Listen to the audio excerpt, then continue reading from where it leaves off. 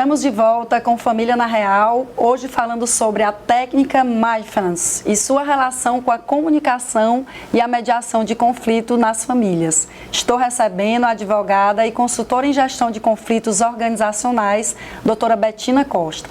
Mais uma vez, querida Betina, muito obrigada pela presença. O bate-papo está maravilhoso, esse tema é lindo, importantíssimo, tanto para a nossa vida em geral, como também trazendo aqui para a nossa família, para os conflitos familiares, para a comunicação entre casais, entre ex-casais, entre pais e filhos. Então, só gratidão por estar aqui, viu? Eu tô adorando o nosso papo. Que bom. Então, Betina, em que situações a mediação familiar ela pode ser uma solução mais eficiente do que um processo litigioso para resolver questões como, por exemplo, na minha área, guarda compartilhada ou pensão alimentícia? Então, a gente sempre falou por aqui com alguns colegas da área jurídica que a gente já entrevistou aqui, já teve esse momento, que a gente pode tanto judicializar, como a gente tem também a oportunidade, e que bom, cada vez mais a justiça está nessa prática de desjudicialização, e a gente pode ter esse momento. Então, eu queria trazer a mediação, a importância dela para esse momento extrajudicial. Olha, é fundamental, e eu fico muito feliz que as práticas de gestão de conflitos consensuais, a resolução consensual dos conflitos esteja realmente crescendo de forma abrangente. E dentro das famílias é fundamental. Famílias são relações no tempo. Muitas vezes um casal se separa, tem filhos, essas relações precisam persistir de uma forma mais saudável. No entanto, sabemos que não é assim que acontece. E a judicialização não é que seja contrária à judicialização, mas ela pode ser feita de uma forma mais consciente, de uma forma mais equilibrada e com decisões tomadas pelas pessoas que estão envolvidas no conflito. O que acontece dentro da família, e você sabe melhor do que eu, porque atua nessa parte da gestão de famílias, dos processos familiares. Muitas vezes tem decisões que o juiz não vai entender o que é melhor para aquelas partes, muitas vezes numa guarda ou na organização das famílias em si, porque eu não sou da área de direito de família. Da rotina. Eu já trabalho mais com a parte de empresas nessa perspectiva. Agora, quando vai construir um acordo dentro de uma rotina, o que é melhor? O juiz decidir pelas partes? Ou as próprias partes, mas como elas vão dialogar, Rosa? Como é que elas vão dialogar se simplesmente aquele diálogo, aquela comunicação foi interrompida? Então a mediação ela faz esse papel de reaproximar, de reestruturar o diálogo e fazer com que aquelas pessoas possam efetivamente escutar uma a outra, que muitas vezes elas não tiveram essa oportunidade. O mediador ele vai estar ali auxiliando aquelas pessoas a centrar mais. Por isso a importância, inclusive, antes de uma sessão de mediação, de uma respiração consciente, um momento de pausa, de atenção, para que haja o esfriamento daquelas emoções que estão muito turbulentas dentro de si. Porque senão as pessoas vão continuar naquela briga constante, nos diálogos de competir por quem tem a razão. E na verdade não é preciso ser um diálogo conflituoso para poder tomar decisões tão importantes que vão influenciar e vão impactar na vida dos filhos. E muitas vezes, Betina, a gente vê que aquelas partes ali, quando elas vão participar de uma sessão de mediação, nem sempre elas estão, de fato, querendo. Elas podem ir ali com aquela resistência, não, eu só vou porque realmente tem que passar por isso, porque o juiz marcou uma sessão aqui, mas por vezes a mediação e o mediador, ele é tão bom, ele ajuda ali a construção daquele diálogo. A gente fala muito, elas são as protagonistas das suas próprias vidas, das suas próprias decisões, porque o que a gente mais vê, no período do divórcio, da separação daquele ex-casal, essa dificuldade de diálogo, e muitas vezes, e quase sempre, quem mais sofre, quem mais é afetado, impactado são os filhos. Por quê? Porque os filhos, por serem menores de idade, eles necessitam de alguém que responda por eles, que decidam por eles. E aí aquele ex-casal ali, muitas vezes imbuídos de mágoas, né, de sentimentos que atrapalham esse diálogo, não conseguem resolver o mínimo. A gente vê em audiências brigas por tudo que você imaginar ali naquele momento. Quem pega na escola, quem deixa, se um deixa 5 minutos depois é motivo de conflito, enfim, são, né, que você deve imaginar, porque também você participe, já deve ter visto essa questão, é muito comum, não é? Muito. E a gente vê também muitos benefícios da mediação nessa área, até pelo tempo. Muitas vezes o juiz ele marca uma audiência a cada meia hora, a cada 40 minutos, e a mediação ela permite que aquelas partes, né, sem adentrar ali na culpa, como você disse, o mediador tem várias técnicas e ele permite que aquelas partes conversem, talvez construam diálogos que eles nunca tiveram antes. E ali eles têm essa oportunidade, não é mesmo? Exatamente. E é por isso que hoje a mediação ela vem abrangendo, inclusive, casais que têm dúvida se querem realmente se separar. Então, eles procuram um mediador extrajudicial, ainda não tem a judicialização, para encontrar essa reestruturação do diálogo. Porque não consegue, realmente existe uma trava, a gente não foi preparado para lidar com os nossos sentimentos, com as nossas emoções. Imagina nossos filhos, né? Imagina como é que os filhos ficam impactados diante das relações dos pais que estão ali brigando por muitas vezes uns 5 minutos que foi atrasado. Como é que eles estão se sentindo? Como é que eles se perdem ali? Eles querem defender, lembra da Catarina que diz minha mãe não erra?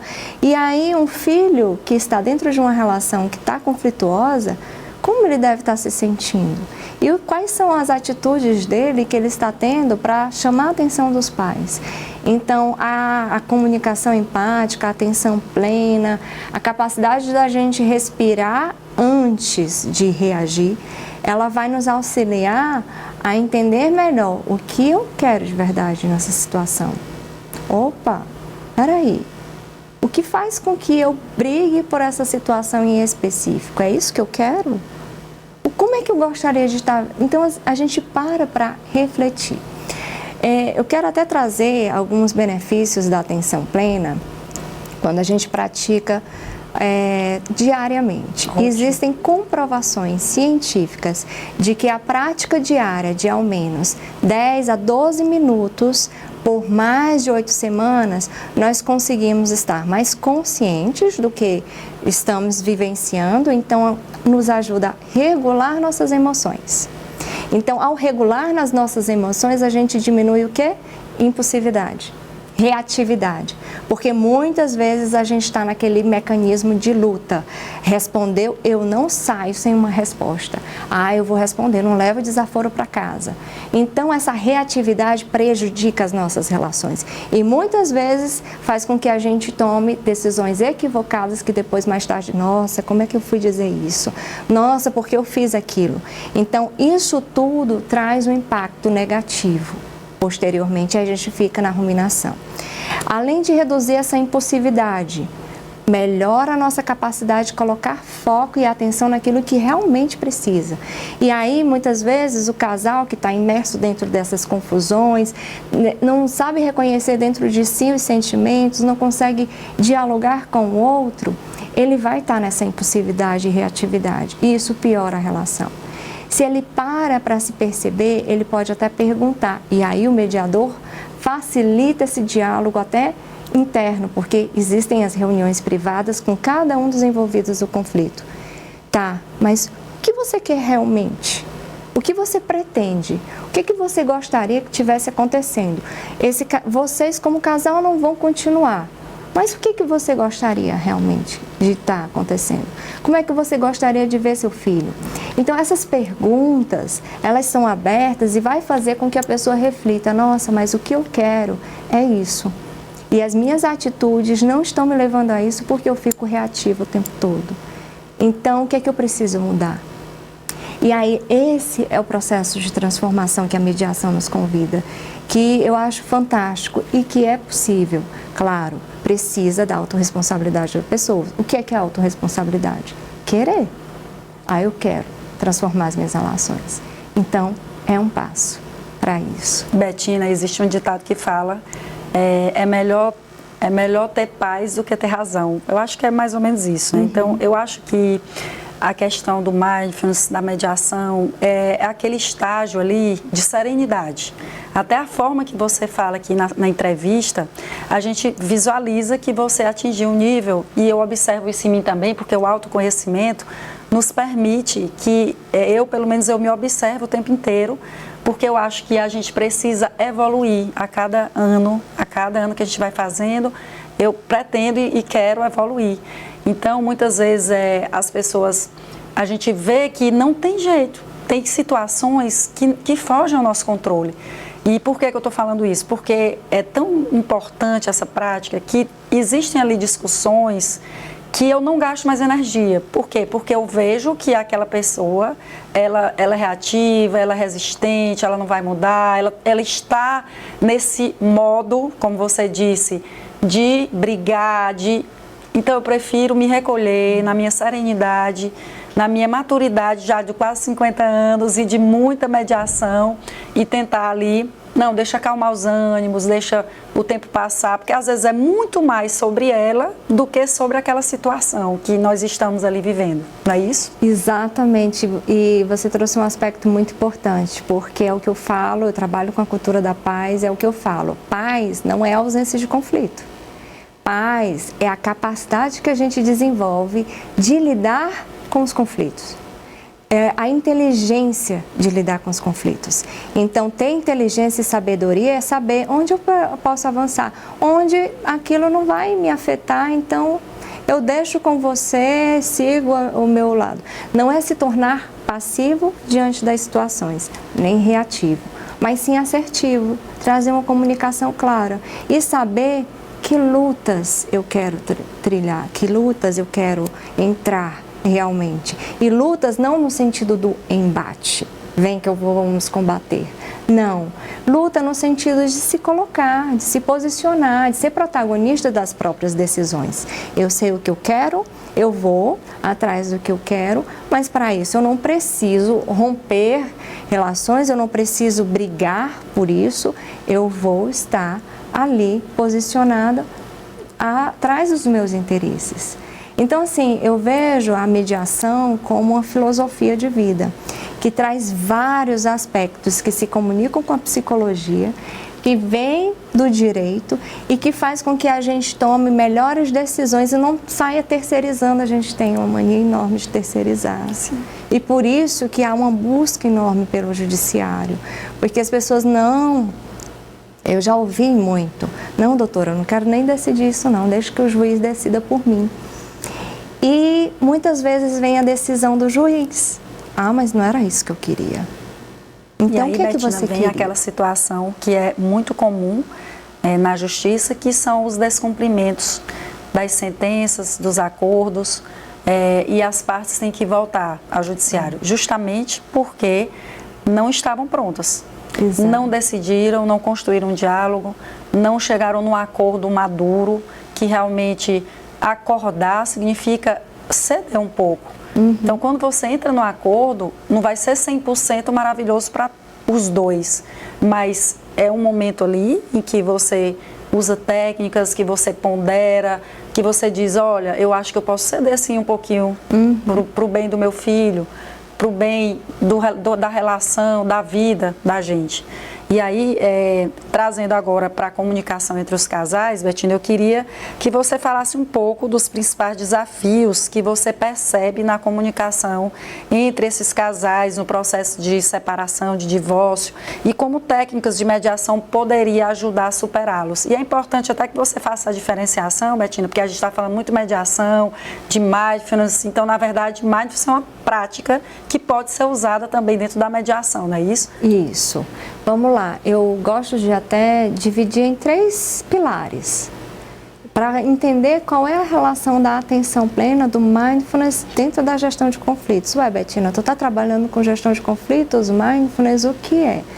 O mindfulness, ele nos traz a capacidade, é uma prática que nos auxilia a desenvolver uma competência. Qual competência? Atenção plena. A atenção plena, ela nos auxilia a quê? A fazer uma escuta ativa.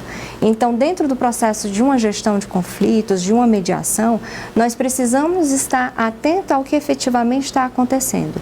Se eu me distraio olhando o celular, se eu me distraio com as minhas preocupações, eu perco muitas vezes um momento de fala, um momento de reflexão do outro, que era importante para aquela solução. Então, a atenção plena é uma competência que a gente desenvolve para estar atento ali, para observar, escutar. E observar é fundamental. A gente precisa olhar nos olhos das pessoas para ler as expressões faciais, a fisiologia. Tudo isso é uma linguagem não verbal e que comunica. Se a gente está distraído com outras coisas, a gente perde o foco. E é muito fácil a gente perder o foco, muito. E quando a gente perde o foco, a capacidade da gente ter mal entendidos é enorme. E eu digo isso porque, até trazendo um exemplo do cotidiano da vida, eu sou muito focada, já tinha esse padrão de estar muito concentrada. Então, quando eu estou numa coisa, para me tirar da atenção, precisa realmente me chamar, Betina, olha aqui. E o meu marido já sabe disso. Antes, davam inúmeras brigas, porque ele dizia assim, tô indo, hoje eu vou para a academia, quem pega os filhos é você. Aí eu estava lá no computador, muito concentrada, e eu respondia, ok, pode deixar. E aí, esse ok, pode deixar, eu passei que comunicação para ele. Sim. Estou me responsabilizando para pegar os filhos na escola. E a gente não checava a nossa comunicação. Outra técnica que tanto é usada na mediação, quanto é utilizada na nossa comunicação diária. Não checava a comunicação. Lá estava o marido, Betina, tu ainda não pegou os filhos na escola? Como assim? Mas você se comprometeu. Não, eu não me comprometi. Por quê? Porque eu não estava atenta, mal entendido. E isso vai gerando conflitos atrás de conflitos. Então, o que é que a gente aprendeu? E é isso que dá. Conflito é uma oportunidade de aprendizado. Se a gente aplica essas técnicas no nosso cotidiano, a gente vai aprendendo a lidar melhor com essas situações. Ele já me conhece. Betina, que foi? Olha aqui. Ah, que foi?